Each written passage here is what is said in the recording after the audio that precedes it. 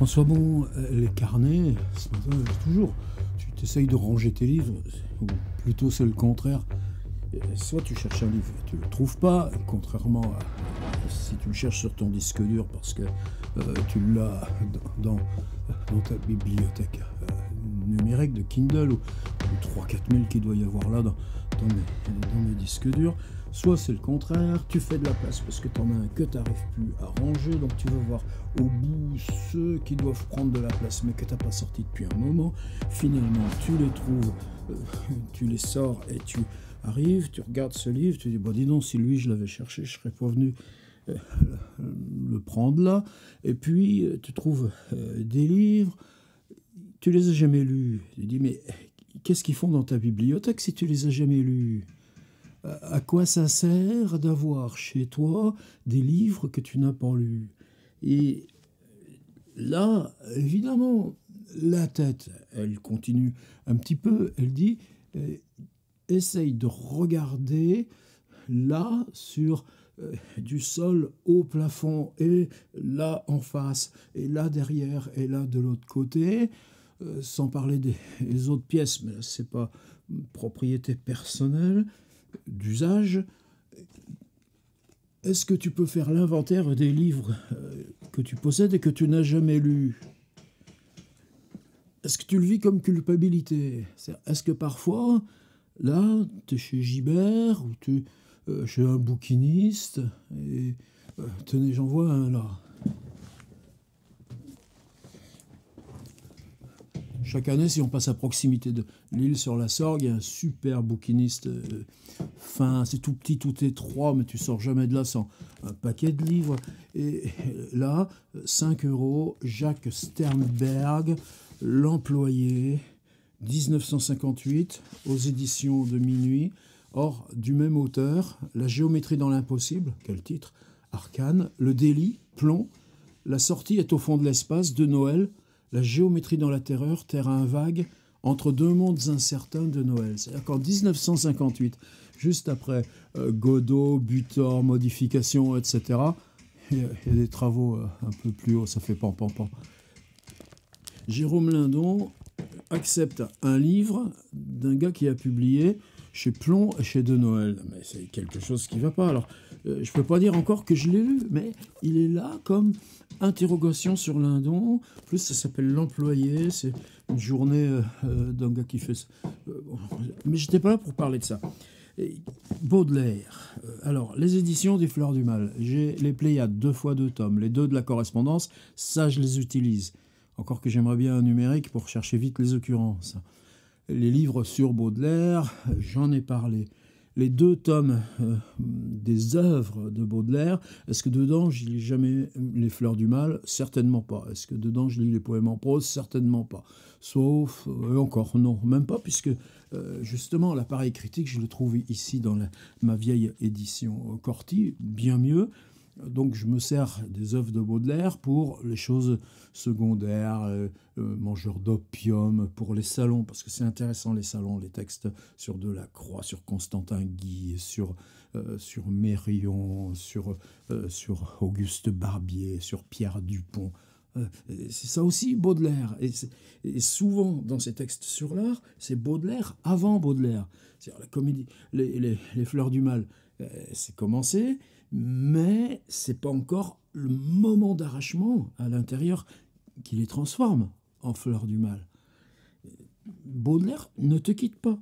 Alors, les Fleurs du Mal, dans quoi je les lis ? Alors, les premières éditions que je m'étais offert, c'était les 3 Corti, parce que ça, c'est... et puis, vous voyez, en plus, il avait fallu les couper. Est-ce qu'il fallait les couper au couteau à l'époque ? Ouais, vaguement. Hein. On voit bien la trace. Alors là aussi... les livres, ça se suce par le cul, tu vois, c'est toujours par le dos. Bah ouais, parce que souvent tu les poses, tu les prends.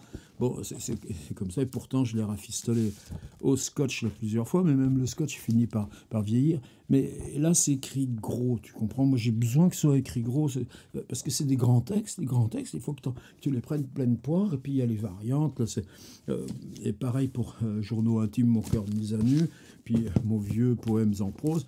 Et en plus, tu vois, François Bon, novembre 1980, c'est écrit là. est-ce qu'il y a encore le prix là? Même pas, alors il commence à jaunir par les bords, mais je l'avais recouvert, tu vois, celui-ci, j'avais fait un peu attention. La belle Dorothée, le soleil accable la ville de sa lumière droite et terrible, le sable est éblouissant et la mer miroite, le monde stupéfié s'affaisse lâchement et fait la sieste, une sieste qui est une espèce de mort savoureuse. Si je t'avais dit, cite-moi Baudelaire quand il parle de la sieste, t'aurais répondu là, de suite. Bon, je m'étais offert ça aussi. Alors ça, c'était l'imprimerie nationale. C'est une édition un peu luxe. Il y a des illustrations de merde. Alors les illustrations, je les avais soit déchirées, enfin, proprement, hein, avec un cutter, soit remplacées plus souvent, ça tient encore, par des petits Baudelaire que j'allais découper dans des livres et des journaux.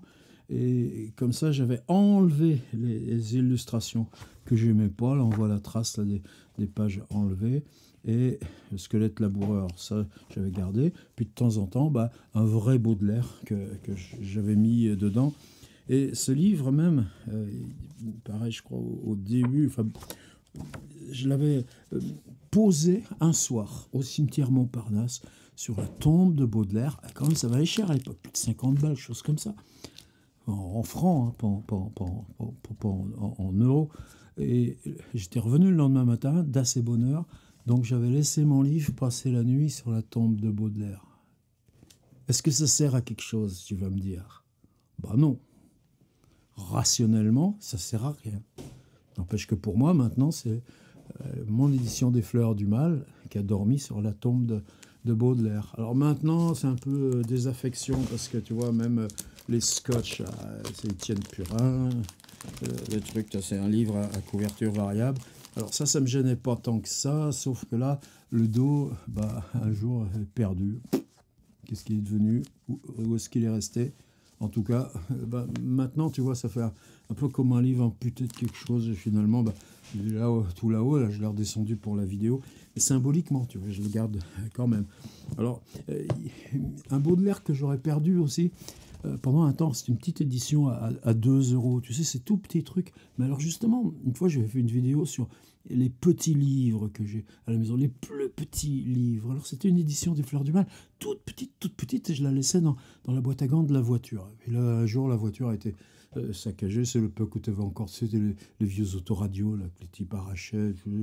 J'avais un CD de Carmina Burana, je me rappelle, et m'avait piqué aussi mon tout petit Fleur du Mal. Alors chaque fois, je regarde, est-ce que je peux trouver quelque part là une toute petite minuscule édition Fleur du Mal. Je sais, les éditions, ils s'en faisaient justement vers 1900, 1910, très belle avec du petit papier Bible, une petite couverture. Une fois, je regarde aussi même là sur les sites d'occasion. Ça me manque toujours dans ce tout petit l'absence de ma toute petite minuscule édition des Fleurs du Mal. Alors régulièrement, je me rachète une poche. Alors j'aime pas les poches où il y a des notes, des bricolages, des machins, des petits 1, 2, 3, 4. C'est un saccage l'édition de poche. Finalement, c'est le folio que je trouve plus ou moins le plus propre. Le folio, non, c'est pas le folio, c'est NRF Poésie Gallimard. Puis il le tire à tellement d'exemplaires, prescription de lycée, tout ça, que finalement, il tient mieux que les autres. De toute façon, moi, il me dure jamais longtemps. Hein. Et celui-là, tu sais que tu dois attendre chez un rendez-vous, là, tout ça. Hop là, dans le sac. Et comment je le lis? Je l'ouvre, je tombe sur quelque chose. Nous aurons des lits pleins d'odeurs légères. Et des fois, je lis un seul vers. Il me faut une demi-heure pour lire un vers. Tu lis pas les Fleurs du Mal là-bas au début. Non, tu prends un vers. Rêvais-tu de ces jours si brillants et si beaux? Et tu essayes de comprendre le vers. Comment ça fonctionne. Alors pourquoi, quel rapport avec les livres? Là, je sais, c'était janvier 2004. Voyage, c'était mon deuxième voyage. Ouais, je suis allé 3 fois. Le dernier en 2013, c'était mon deuxième voyage au Japon. Ça avait été un drôle de truc, parce que mon passeport, il finissait Enfin bon, peu importe. Quand il m'avait envoyé le billet d'avion, tout ça, mon passeport était encore valide. Il finissait en janvier. Pour moi, c'était loin. C'était dans un an. Puis hop, là, à l'arrivée à Rouen. Ah merde, c'était la semaine dernière, la péremption du poste.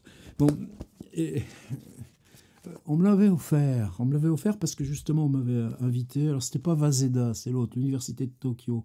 Et je me rappelle la personne qui m'avait invité, merci. Et je parlais, c'est la seule fois de ma vie.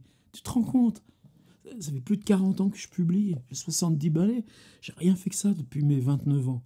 Une fois dans ma vie, là, dans une université, à Tokyo, on m'a dit, écoute, là, on est beaucoup sur Baudelaire. Est-ce que tu voudrais parler de ce qu'est pour toi Baudelaire? Je l'ai fait. Mais j'ai fait ça une fois. Et là, tu te dis, il y a quelque chose qui est,